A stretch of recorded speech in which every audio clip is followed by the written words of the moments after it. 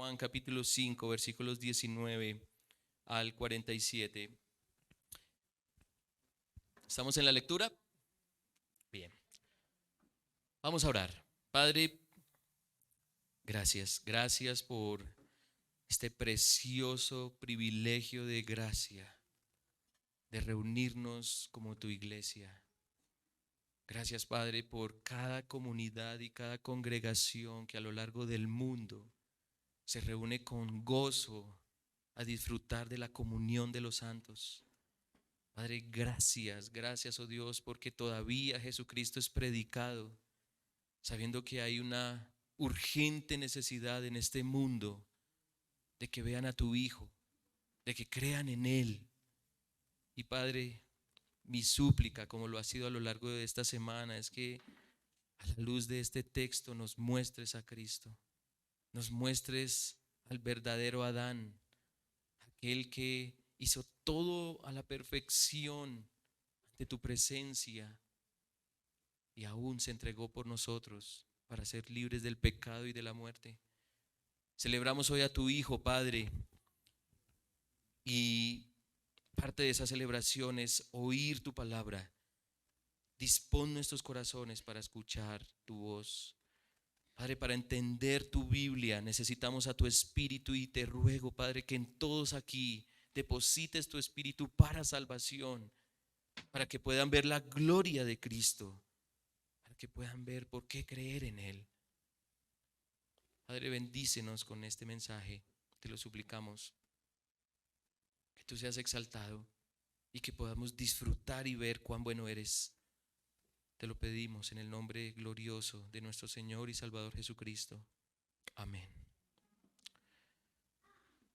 Juan capítulo 5, versículos 19 al 47, y esto es lo que dice la palabra de Dios. Por eso Jesús respondiendo, les decía: en verdad os digo que el Hijo no puede hacer nada por su cuenta, sino lo que ve hacer al Padre. Porque todo lo que hace el Padre, eso también hace el Hijo de igual manera.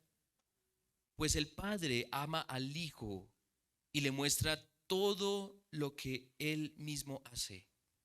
Y obras mayores que éstas le mostrará para que os admiréis.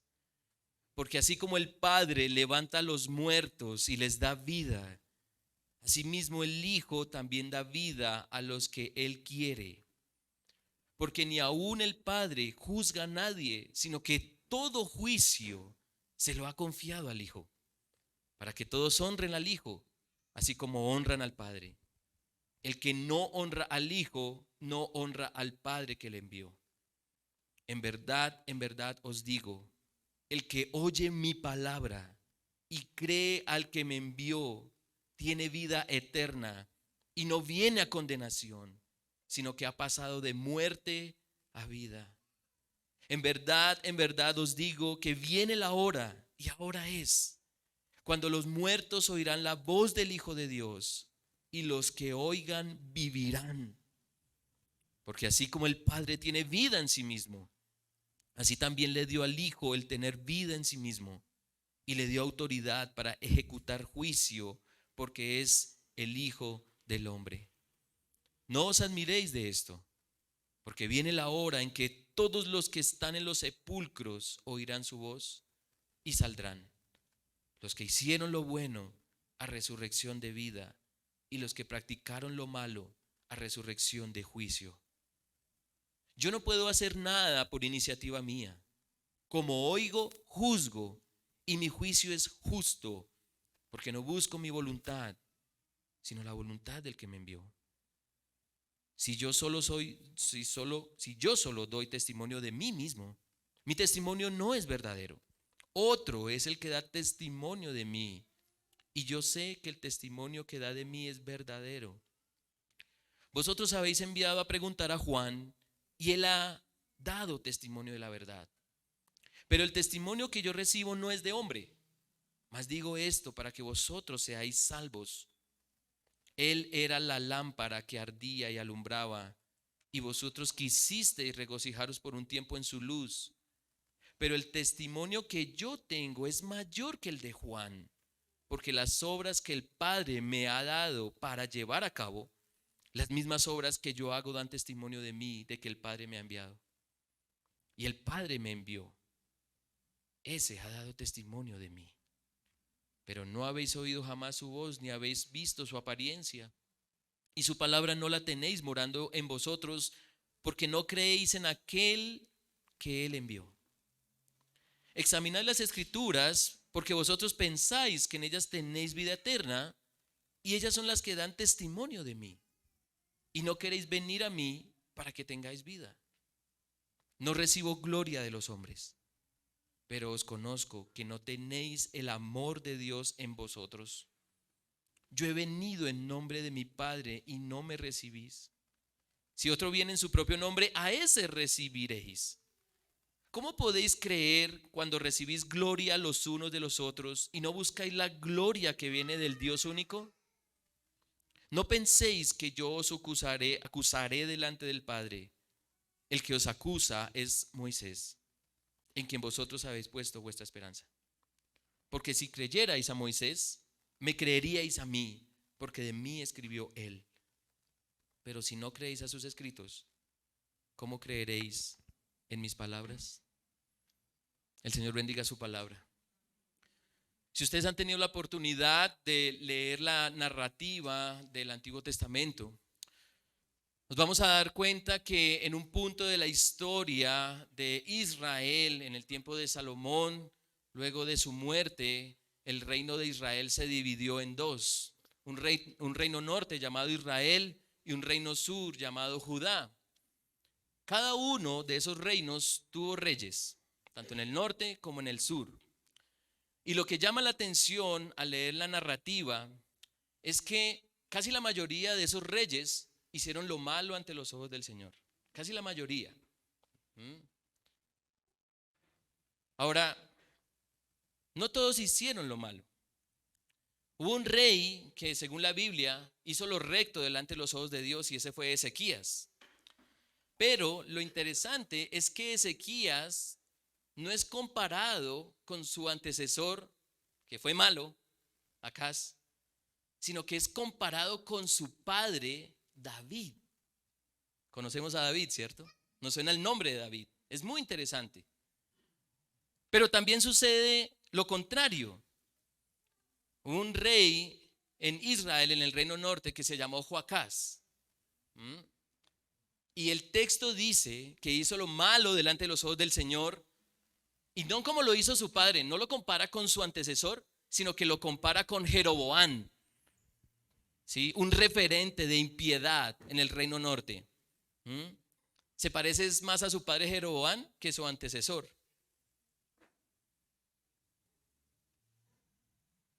Y esa dinámica que vemos en los reyes de Israel es bien interesante, porque definitivamente hay características distintivas en los hijos que los asemeja a los padres. En el caso de Ezequías, lo asemejaban con David. En el caso de Joacás, lo asemejaban a Jeroboam. Y por eso es que escuchamos de tal padre, tal hijo. Ahora, si usted es bien colombiano, entonces, hijo de tigre, bien. Ahora, ese es el lenguaje que utiliza este texto de Juan. Ese es el lenguaje que utiliza este texto. De tal padre, tal hijo. Y para entender lo que leímos, necesitamos volver al mensaje anterior. El conflicto que se generó anteriormente, y lo vemos en los versículos 1 al 18, por la sanidad de un hombre enfermo, y esa sanidad se dio un día de reposo. Eso se sigue desarrollando. El Señor tiene que seguir dando respuesta a la reacción de los judíos. Se tiene que resolver esa actitud que está en el versículo 18. Mírenlo ahí ustedes. Juan 5, 18. Entonces, por esta causa los judíos, voy a leer desde el 17, pero él les respondió: hasta ahora mi padre trabaja y yo también trabajo. Entonces, por esta causa, los judíos aún más procuraban matarle, porque no solo violaba el día de reposo, sino que también llamaba a Dios su propio Padre, haciéndose igual a Dios. Y lo que sucede es bien interesante. Y voy a repetir harto esa palabra, interesante. Es bien interesante. El hecho de que Jesús diga que Dios es su Padre está afirmando que Él es Dios. Pero esa afirmación no proviene de Él mismo. ¿De quién viene? De los judíos. Los judíos. Ellos están tomando bien en serio las palabras del Señor. Cuando Él dijo, mi Padre trabaja y yo también trabajo, es decir, yo soy el Hijo de Dios, los judíos dicen, ¿cómo así? ¿Se está haciendo igual a Dios? Esa es la interpretación de los judíos. Aún así, Jesús no censura la afirmación de los judíos. No lo censura. No hay intención en Jesús de negar la conclusión a la que llegaron sus opositores. Antes sigue ofreciendo una explicación que confirma una verdad gloriosa. ¿Cuál es esa verdad? Que Él es Dios. Que Jesús es Dios. Y entonces, hermanos, quienes nos visitan, amigos, quiero que se lleven este mensaje en sus mentes y corazones a la luz de este texto. Creamos que Jesucristo es Dios, enviado por Dios. Es un mensaje sencillo, es un mensaje simple, parece un mensaje obvio, pero no sé hasta qué punto estamos capacitados de explicar a alguien que Jesús es Dios. Porque aquí el Señor nos da pautas y muy claves. Por eso, iglesia, miembros de Familia Fiel, ustedes necesitan tener suficiente argumento para afirmar por qué Jesús es Dios. Y este texto sigue proveyéndonos más herramientas para explicar por qué Jesús es Dios, por qué creer en Él. Todo el Evangelio de Juan nos guía a ver a Jesús como Dios y este texto no es la excepción. Y tú que nos visitas, tú que estás aquí oyendo este mensaje, quisiera que vieras por la Biblia por qué deberías creer en Jesús. ¿Por qué creer en Jesús? ¿Quién es Jesús como para creer en Él? Así que creamos en Jesús, creamos que Jesús es Dios, enviado por Dios, por 3 razones. Primera razón, porque el Hijo es reflejo del Padre. Esa es la primera razón, porque el Hijo es reflejo del Padre. Segundo, porque el Hijo es respaldado por el Padre. Y tercero, porque el Hijo es retratado por el Padre. Bien, esas son las razones. Creamos que Jesucristo es Dios, enviado por Dios, porque el Hijo es reflejo del Padre. Vamos a hablar de las obras. Porque el Hijo es respaldado por el Padre. Vamos a hablar del testimonio. Y porque el Hijo es retratado por el Padre. Y vamos a hablar de las Escrituras. Bien, de hecho el texto habla de las obras, del testimonio y las Escrituras como razones para que creamos que Jesucristo es Dios, enviado por Dios. Entonces, veamos esa primera razón. Porque el Hijo es reflejo del Padre. Creo que hoy en día se ha perdido un poco eso, porque todos aquí podemos tener distintas profesiones, vocaciones. Ahorita hay bastante variedad de oferta universitaria para que uno estudie lo que uno desea, pero en la antigüedad había algo que se conservaba y era hasta algo bonito. Y era que por generaciones, la familia se capacitaba, se preparaba y trabajaba en lo mismo. De hecho, podemos traer el ejemplo de nuestro Señor, siendo José, el padre adoptivo del Señor, José, ¿qué era? Carpintero. Y el Señor fue carpintero. ¿Sí? Fue carpintero. Entonces, la pregunta a la luz de este texto es: ¿en qué refleja el Hijo al Padre? ¿En qué lo refleja? Versículo 19. Por eso Jesús respondiendo les decía: en verdad os digo que el Hijo no puede hacer nada por su cuenta, sino lo que ve hacer al Padre, porque todo lo que hace el Padre, eso también hace el Hijo de igual manera. De igual manera, lo que hace el Padre, lo hace el Hijo sin distinción. Llevándolo a la profesión, si usted le compra una cama de madera al Padre y le compra una cama de madera al Hijo, no va a haber la distinción.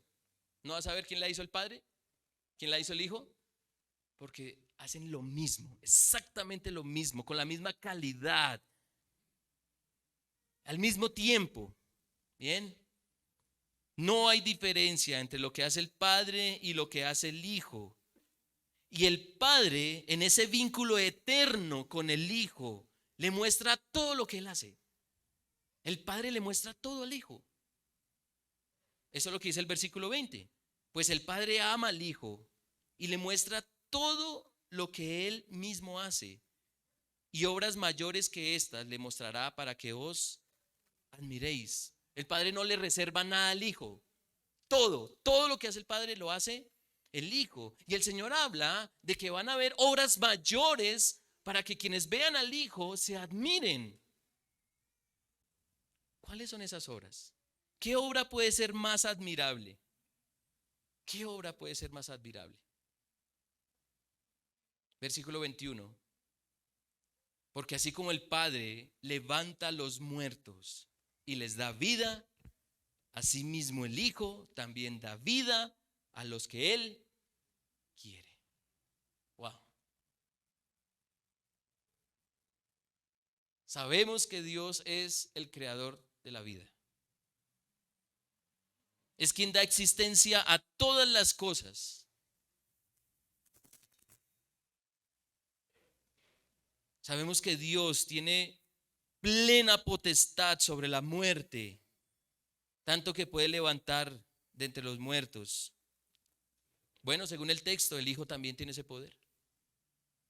El Hijo también tiene ese poder. Y el Padre ha ido más allá, concediéndole al Hijo un lugar de honor que puede ser semejante al suyo. Nosotros vamos al Antiguo Testamento y Dios dice: mi gloria, yo no la comparto con nadie. Es mi gloria. Pero aquí Dios le está dando gloria al Hijo, su gloria. Y de una manera particular. Versículos 22 y 23. Porque ni aún el Padre juzga a nadie, sino que todo el juicio se lo ha confiado al Hijo. Para que todos honren ¿a quién? Al Hijo. Así como honran al Padre. El que no honra al Hijo, no honra al Padre que le envió. Hasta ahí, la capacidad divina del Padre para hacer solo lo que Él puede hacer, también la tiene Jesucristo. Entonces, ¿qué pide Jesús? ¿Qué pide Jesús? Versículo 24. En verdad os digo, o como dice la Reina Valera. ¿Cómo dice la Reina Valera? O sea, esto es dicho, esto es importante, por eso dice el Señor en esas palabras, esto es importante, no lo dejen pasar. Cuando el Señor se expresa así, en verdad los digo, es sobre cualquier cosa tengan esto presente. El que oye mi palabra y cree al que me envió, tiene vida eterna. Y no viene a condenación, sino que ha pasado de muerte a vida. ¿Qué pide Jesús? que creamos en Él. Cristo está diciendo, he sido enviado a hacer solo lo que Dios puede hacer. Créanme. Solo Dios puede dar vida eterna. Solo Dios puede condenar eternamente. ¿Quién es Jesús entonces? ¿Quién es Jesús entonces?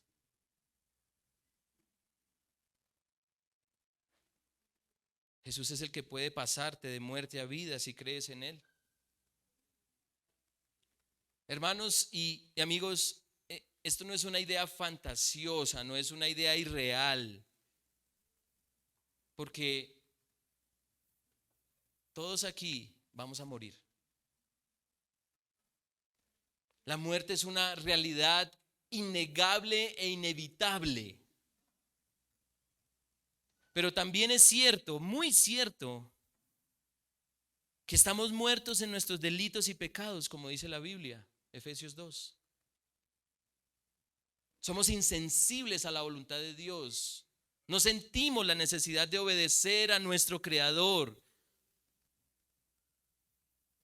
Por donde se vea la muerte nos acecha. Pero creer en Jesús cambia las cosas. Creer en Jesús cambia las cosas porque la realidad de la muerte cambia. Versículo 25. Otra vez les digo algo importante. En verdad os digo que viene la hora y ahora es cuando los muertos oirán la voz del Hijo de Dios y los que oigan vivirán. ¿Cómo puede ser esto posible?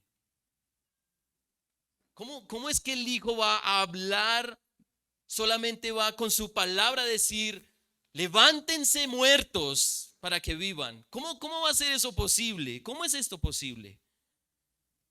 Bueno, versículo 26, porque así como el Padre tiene vida en sí mismo, así también le dio al Hijo el tener vida en sí mismo. Y le dio autoridad para ejecutar juicio porque es el Hijo del Hombre.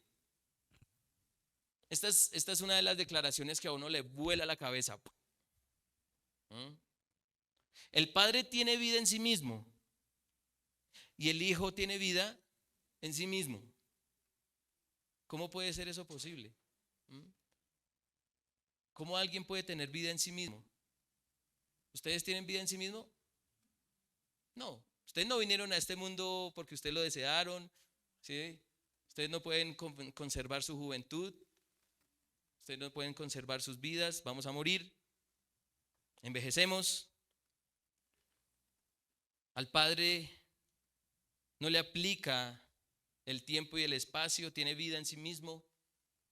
Y el Hijo también tiene vida en sí mismo. ¿Cómo puede ser eso posible?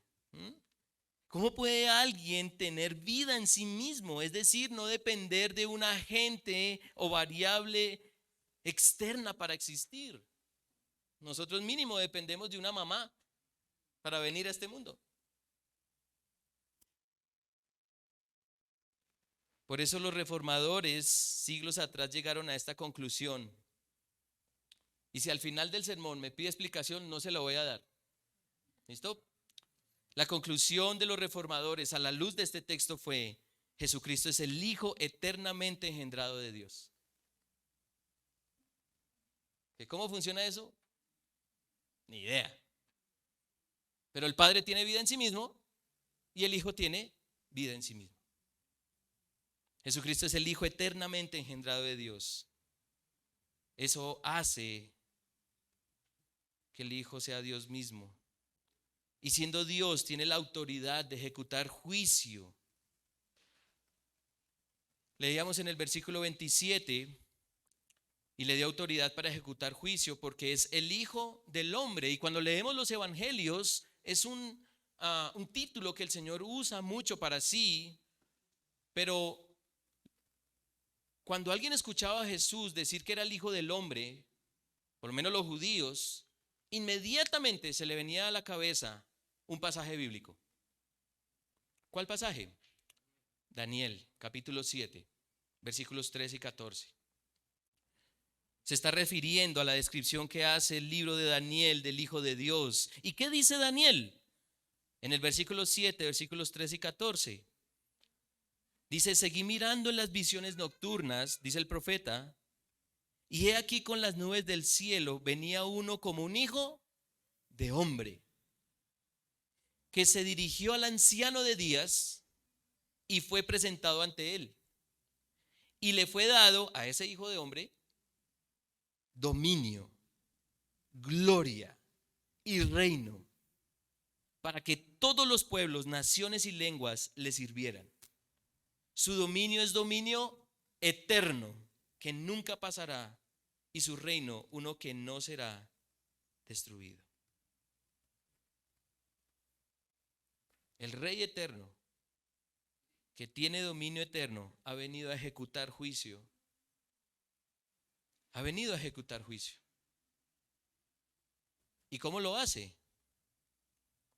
Versículo 28. No os admiréis de esto, porque viene la hora en que todos los que están en los sepulcros oirán su voz y saldrán, y los que hicieron lo bueno a resurrección de vida, y los que practicaron lo malo a resurrección de juicio. Pregunta: ¿has hecho lo bueno?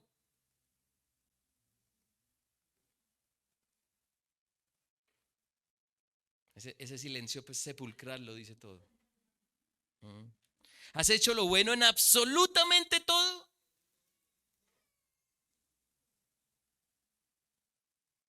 Pero yo no he matado, no he robado, no miento, que eso es mentira. La Biblia dice que solo hay bueno y uno es Dios. Todos somos pecadores. ¿Has hecho lo bueno en absolutamente todo? Porque los que han hecho lo bueno verán la vida, y los que han hecho lo malo verán el infierno.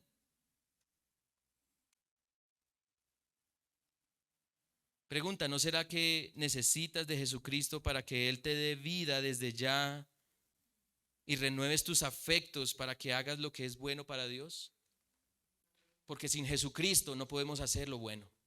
Sin Jesucristo no podemos encajar en aquellos que resucitarán para vida. Tú no puedes llegar al cielo y decir delante de Dios: yo he hecho todo perfecto, todo bueno. Bueno, el Señor, que conoce perfectamente tu corazón, sabe que en algo lo ofendiste. En el más mínimo mal pensamiento.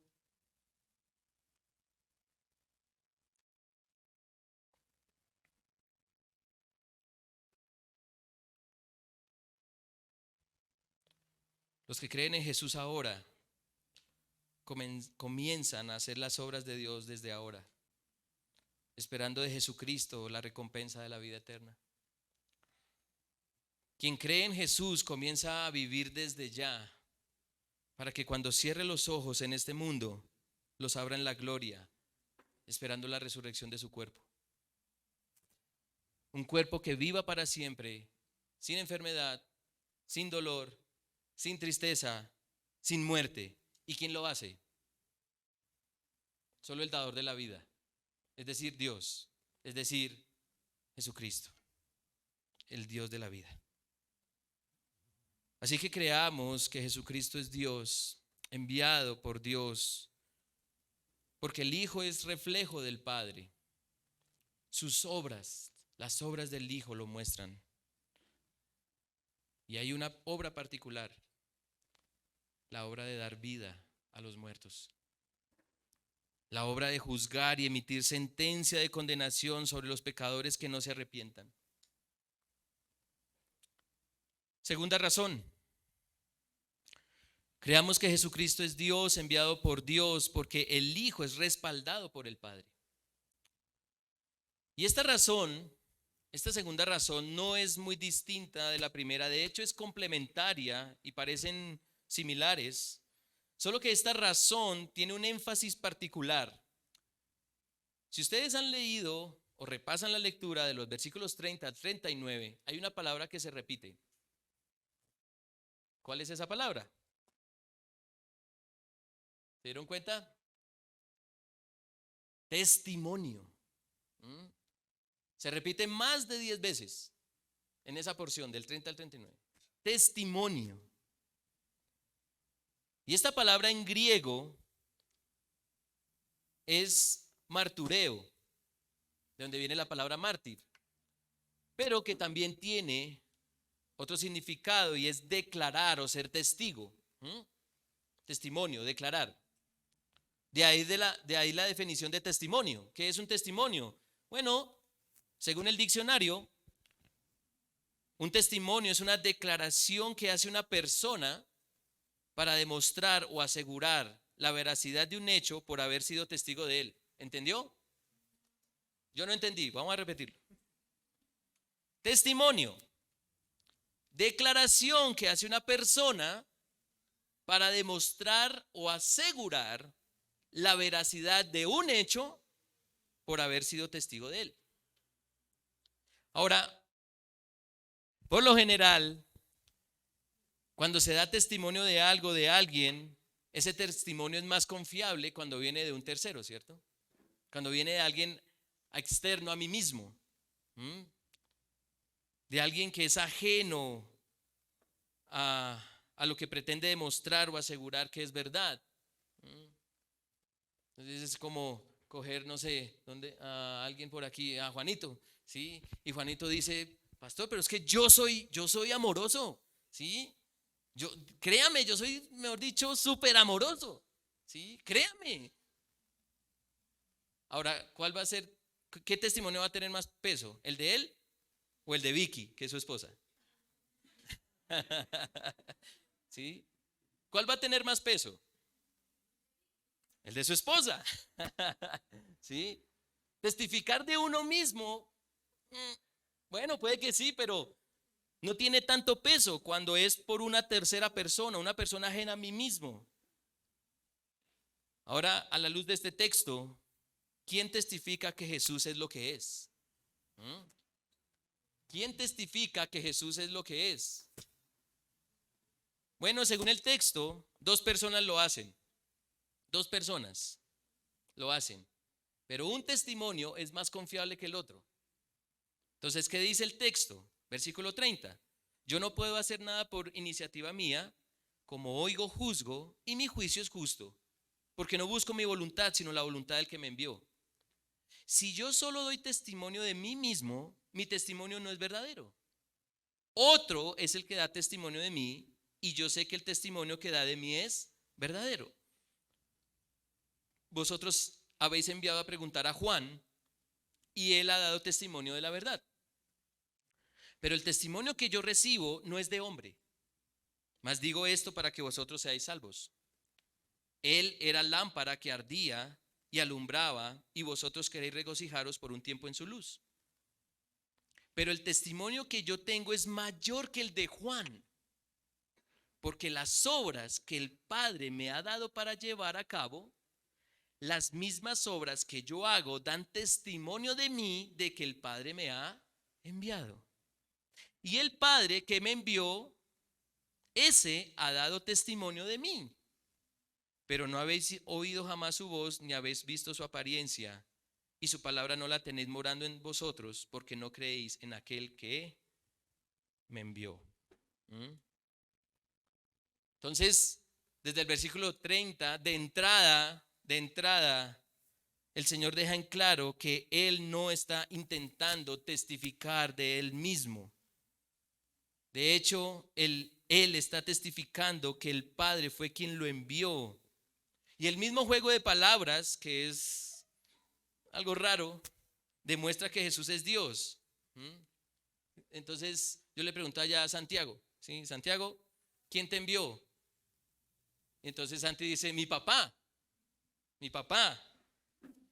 Entonces voy a Carlitos y le pregunto, Carlitos, ¿enviaste a Santiago? Y entonces Carlitos responde, sí, yo lo envié. Es un juego de palabras, ¿sí? ¿Quiénes testifican quién es Jesús? ¿Quiénes testifican?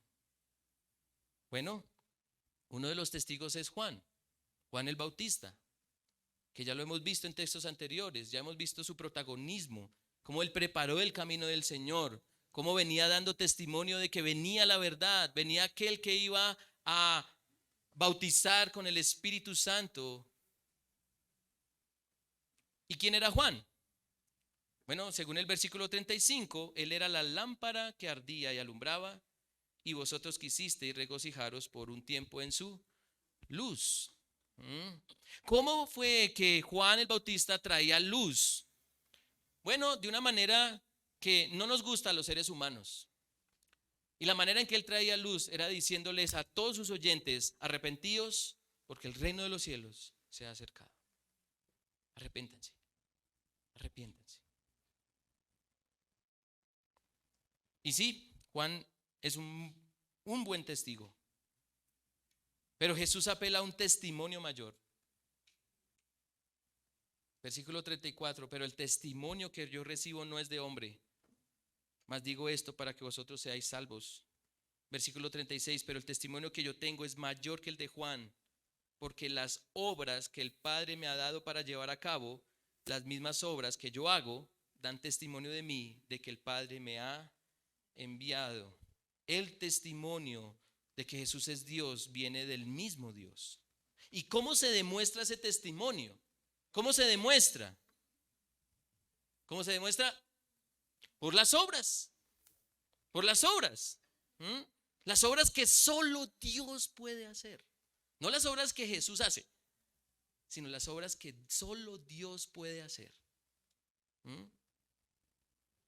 Hipotéticamente, esto es hipotético porque nadie lo va a hacer, jamás.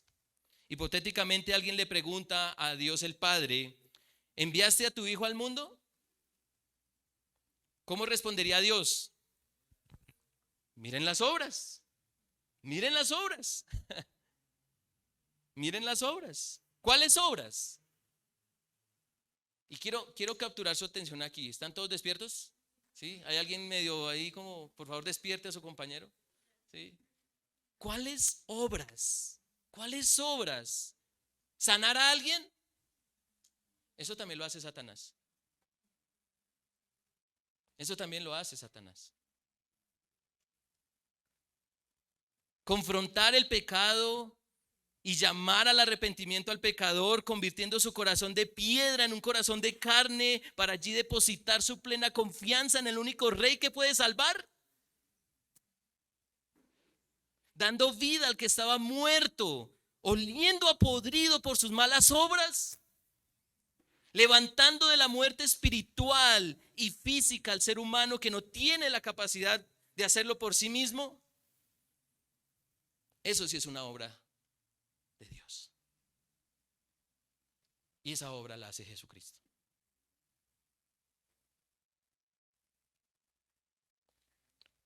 Ahora, como nadie va a hacerle esa pregunta al Padre de si enviaste a tu hijo, nadie le va a hacer esa pregunta al Padre. No hay que esperar ir al Padre y preguntarle: ¿Jesús es tu hijo? ¿Lo enviaste? No hay que esperar. No hay que esperar. Porque Dios ha dejado por escrito quién es su hijo. ¿Alguien aquí ha visto al Hijo de Dios?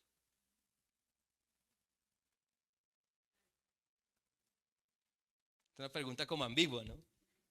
¿Alguien ha visto físicamente a Jesucristo? Ok, entonces ¿cómo ven sus obras? Bueno, Dios ha dejado por escrito quién es su hijo. Así que eso nos lleva de la segunda a la tercera razón. Creamos que Jesucristo es Dios, enviado por Dios, no solo porque el testimonio de respaldo del Padre es evidente, sino también porque el Hijo es retratado por el Padre. ¿Ustedes alguna vez han sido retratados? Bueno, el retrato como que uno lo deja colgado si uno se parece a uno, pero uno lo deja guardado si uno de pronto apareció más gordito, más flaquito, ¿cierto? Las obras de las que habla Jesús testifican quién es Él. Solo Dios puede hacer esas obras. Pero para quienes tenían al Señor cara a cara, porque siglos atrás el Señor estaba con hombres allí, ¿cierto? Estaba allí, los judíos lo estaban viendo a él. ¿Mm? Pero para ellos no había convencimiento del todo. Eso es muy interesante porque hoy no tenemos a Jesús entre nosotros. Pero en ese entonces Jesús sí estaba ahí, estaba físicamente. Pero los judíos todavía no están convencidos. Aún, y aquí es lo que se pone más, repito, interesante. Aún si Jesús no estuviera ahí con ellos, haciendo lo que Dios solo hace, hay un registro perfecto y sin error que describe a Dios. Hay un retrato sin pérdida de detalles que describe cómo es Dios. Un escrito con lujo y precisión que señala lo que Dios es y hace. Un libro que con solo leerlo se sabe todo acerca de Dios. No se necesita nada más. Ni revelaciones externas, ni comerse un buen plato de frijoles para soñar. No. Solo con leer ese libro ya se sabe quién es Dios. Y eso es lo que dice el versículo 39. El mismo Señor lo dice: examinad las escrituras porque vosotros pensáis que en ellas tenéis vida eterna. Y ellas son las que dan testimonio de mí. Quiero leer este texto en la Nueva Traducción Viviente, que me llamó mucho la atención. Ustedes estudian las escrituras a fondo porque piensan que ellas les dan vida eterna. Eso es cierto. Pero las escrituras me señalan a mí, dice Jesús. Si los judíos quisieran saber todo sobre la vida eterna, acudirían a las escrituras. Van a ir a las escrituras. ¿De qué se trata la vida eterna? ¿Quién da la vida eterna? ¿Qué hacer para obtenerla? Pero ¿qué dice Jesús? ¿Con quién se van a encontrar en las escrituras? Se van a encontrar con la vida eterna. ¿Sí? Y esa vida eterna tiene nombre propio. Se llama Jesucristo. ¿A quién iban a encontrar en la palabra de Dios? En las escrituras está el retrato hablado del Hijo de Dios. Se tratan de Él, quien da la vida eterna, Dios mismo dándola en abundancia. Pero es increíble que el retrato hablado del rey era aún oscuro y sigue siendo oscuro para los judíos. Versículo 40. Y no queréis venir a mí para que tengáis vida, pero os conozco que no tenéis el amor de Dios en vosotros. Yo he venido en nombre de mi Padre y no me recibís. Si otro viene en su propio nombre, a ese recibiréis. ¿Cómo podéis creer cuando recibís gloria los unos a los otros y no buscáis la gloria que viene del Dios único? Su obstinada religiosidad no les permitía ver a los judíos que tenían a Dios en las narices.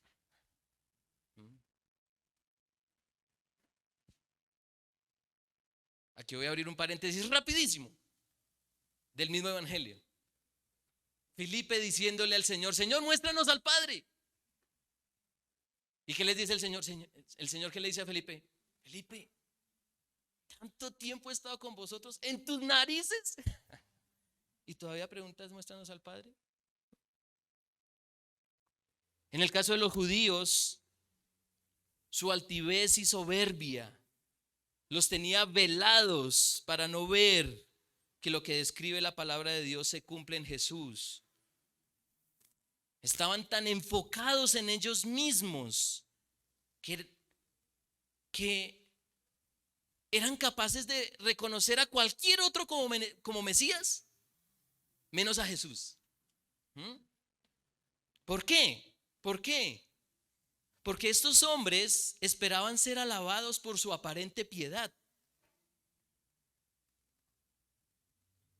Pero vino el Hijo de Dios a hacer la obra del Padre, confrontando el pecado y llamando al arrepentimiento. Arrepentimiento que estos religiosos debían practicar. Hermanos y amigos, aquel que se niega al arrepentimiento está haciendo todo bien.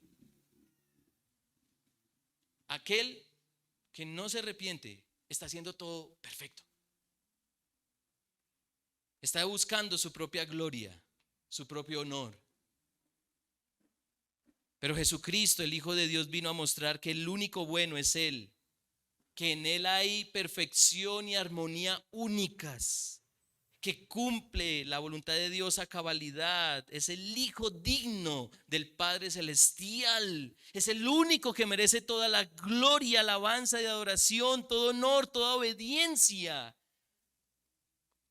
Quien lea las Escrituras se encontrará con la realidad inevitable de que Jesús es Dios.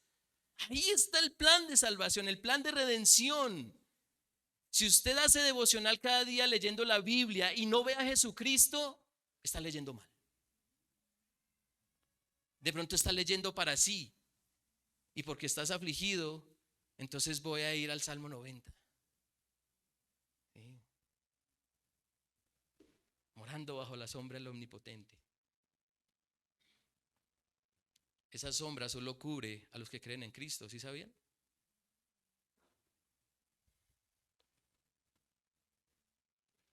Quien lea las Escrituras se encontrará con la realidad inevitable de que Jesús es Dios. Y las mismas Escrituras son la carta de sentencia para el necio. Tú no necesitas revelación adicional, no necesitas que Cristo se presente aquí en cuerpo. ¿Qué dice el versículo 45 de Juan 5? El Señor les dice: no penséis que yo os acusaré delante del Padre. El que os acusa es Moisés. ¿Por qué? Porque en él ustedes tienen su esperanza. Porque si creyeran en Moisés, me creerían a mí, porque de mí escribió él. Definitivamente los judíos tenían un serio problema de comprensión de lectura. Espero que nosotros no lo tengamos. Porque la ley de Moisés era la máxima norma de fe y conducta para los judíos. Pero, ¿por qué no reconocieron al rey? ¿Por qué no lo reconocieron? El Padre lo había retratado a la perfección en su palabra. ¿Por qué no vieron a Jesús como el Mesías prometido? ¿Por qué se resistieron a ver que Dios estaba ahí con ellos? Según el texto, Jesús dice que ellos no lo quieren. Ellos no quieren a Jesús. Versículo 40, y no queréis venir a mí para que tengáis vida. No quieren. No quieren venir a Él para que les dé vida, no quieren ser confrontados con su pecado, no quieren que su religiosidad sea puesta en evidencia, no quieren que sea perturbada su gloria, su reputación, su fama. Prefieren este mundo que les hace venia y se arrodilla ante ellos. Realmente no quieren la vida eterna, porque la vida eterna no se trata de ellos. ¿De quién se trata? De Dios. La vida eterna se trata de Dios, de amarlo a Él, disfrutar de Él, de adorarlo a Él, darle toda la gloria, todo el honor, toda la alabanza, de reconocer que no hay nadie como Él, que Él es santo, santo, santo, que Él es nuestra máxima satisfacción sobre cualquier satisfacción, que Él es el centro de todas las cosas, que Él es el ser supremo sobre todo, que lo llena todo en todos, que Él es el principio y el fin, es el que puede restaurar todas las cosas para que la podamos disfrutar con amplitud y santidad. Es el que destruye el mal por completo y a la muerte destroza sin piedad. De eso se trata la vida eterna, de eso se trata Jesucristo. Por eso el Señor oraba al Padre y otra vez nos adelantamos a Juan capítulo 17, versículo 3. El Hijo hablando con el Padre diciéndole, y esta es la vida eterna, que te conozcan a ti, al único Dios verdadero y a Jesucristo, a quien has enviado. Porque se necesita toda la eternidad para conocer al Padre y al Hijo. Así que creamos que Jesucristo es Dios enviado por Dios, porque el Hijo es el reflejo del Padre, porque el Hijo es respaldado por el Padre y porque el Hijo es retratado por el Padre. Cristo es el reflejo del Padre porque hace las obras del Padre. Cristo es respaldado por el Padre porque el Padre señala las obras que hace su Hijo. Y Cristo es retratado por el Padre porque en su palabra ha escrito perfectamente quién es su Hijo. Quiero ir cerrando este sermón. Lo que vimos no lo podemos desconectar del contexto. ¿Y cuál es el contexto? Lo conocemos por el mensaje anterior. Un hombre llevaba ¿cuántos años enfermo? 38 años enfermo. Parece que quizá era paralítico, no podía desplazarse. 38 años. ¿Quién puede vivir así? Bueno, alguien podría vivir así, pero una vida miserable. Y aún más miserable porque era esclavo del pecado. Pero vino el Dios hecho hombre y lo sanó. Vino el Hijo de Dios y lo libró del cautiverio de su perverso corazón. Solo Dios puede hacer eso. Solo Dios puede sanar perfecta y completamente a un hombre. No como las sanidades de ahora que son un fraude. Dios puede sanar perfecta y completamente a un ser humano y confrontar y perdonar a un hombre cautivo en su pecado. ¿Y quién lo hizo? Jesús. Jesús. ¿Cuál es tu situación actual? ¿Cuál es la situación en la que te encuentras?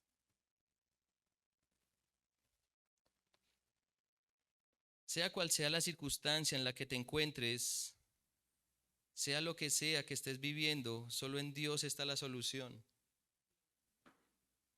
Pero sea la necesidad que sea, hay una que supera a todas y tu mayor necesidad es de la vida eterna. Porque si estás padeciendo una enfermedad, Dios en su gracia y misericordia te puede sanar. Él te puede sanar.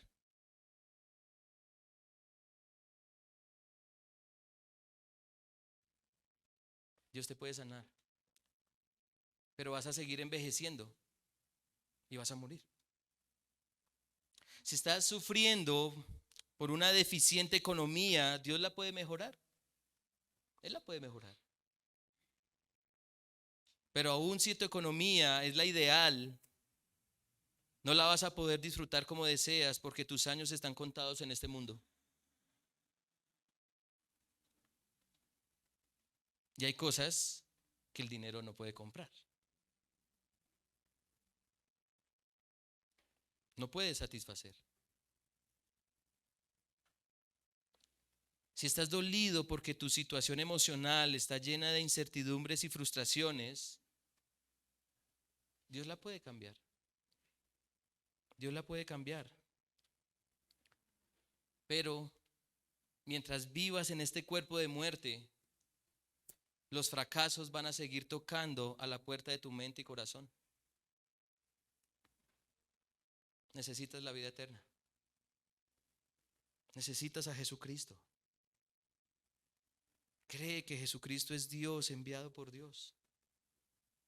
ha traído la oferta de Dios, ha venido con las obras de Dios. Ha sido enviado para llevarnos a Dios, nos ha acercado a Dios, ha hecho palpable y visible a Dios, que es nuestro Creador, por quien existimos, nos movemos y somos, quien le da sentido a la vida, alarga nuestros días hasta la eternidad para disfrutar más y más de lo verdaderamente bueno, agradable y perfecto. Familia fiel, muestren que Jesucristo es Dios. Muestren que Jesucristo es Dios por el testimonio de la palabra de Dios y el testimonio de sus vidas regeneradas y colmadas de esperanza. Adoren con gozo y alegría a aquel que es Dios con nosotros, Emmanuel. Presenten defensa de la divinidad de Jesucristo, explicado de principio a fin en la Biblia. No podemos titubear ante la evidencia de que Jesús es nuestro Señor y Salvador, porque es Dios, el único Dios verdadero. Hermanos, y termino con esto. En este tiempo necesitamos ser más intencionales, y estoy seguro que con esto la semana de ustedes va a ser distinta, porque necesitamos ser más intencionales en cuanto a la persona de Jesucristo. La pregunta, ¿crees en Dios?, debe ser reemplazada, ¿crees en Jesucristo? En sus conversaciones, con quien hablen. ¿Crees en Dios? Tiene que ser reemplazada por ¿crees en Jesucristo? Y esta pregunta hará la diferencia, pues desatará una tormenta de preguntas y que vamos a tener que contestar, mostrando que Jesús es Dios, el enviado de Dios, y por qué creer en Él.